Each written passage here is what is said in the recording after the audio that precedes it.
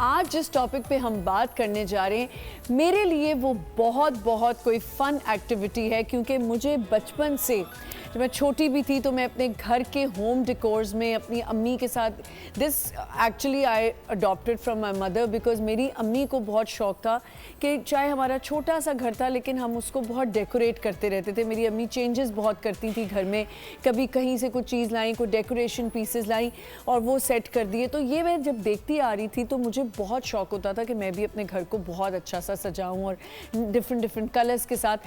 Home decor जो होते हैं, या आपका गार्डन होता है, आपकी छोटी छोटी चीज़ होती है, आपका किचन होता है, आपका बाथरूम होता है, ये सारा होम डेकोर में ही आ जाता है। ये एक फ़न एक्टिविटी है और जिनके लिए ये फ़न एक्टिविटी, जिनके लिए ज़्यादा मज़े की हो जाती है, जिनको पैशन होता है कि अपने घर को अच्छा सा खूबसूरत दिखाएं, हर बंदा चाहता है उसका घर खूबसूरत हो। सबसे बड़ी बात है कि आप दुनिया की हर चीज़ ला के अपने घर में रख दें, लेकिन अगर आपका घर नीट एंड क्लीन नहीं है तो आपका कोई महंगा डेकोरेशन पीस, कोई महंगे सोफ़े, कोई महंगे कर्टन कुछ अच्छा नहीं लग सकता।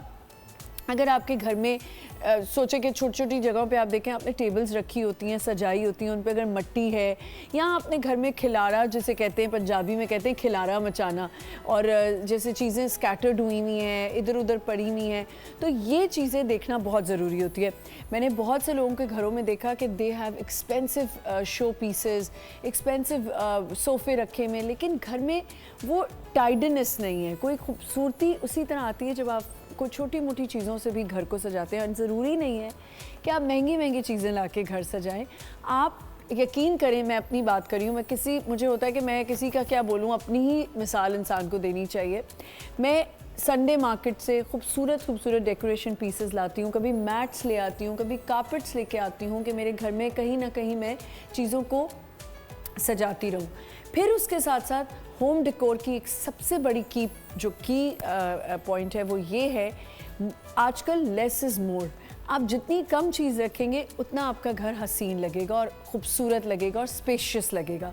कलर स्कीमिंग कैसी होनी चाहिए, आपको कलर्स कैसे चूज़ करने चाहिए, आपको ब्लाइंड्स, कुछ घरों की रिक्वायरमेंट होती है कि उस घर में ब्लाइंड्स होनी चाहिए, कुछ घरों की रिक्वायरमेंट होती है उसमें कर्टन्स होने चाहिए।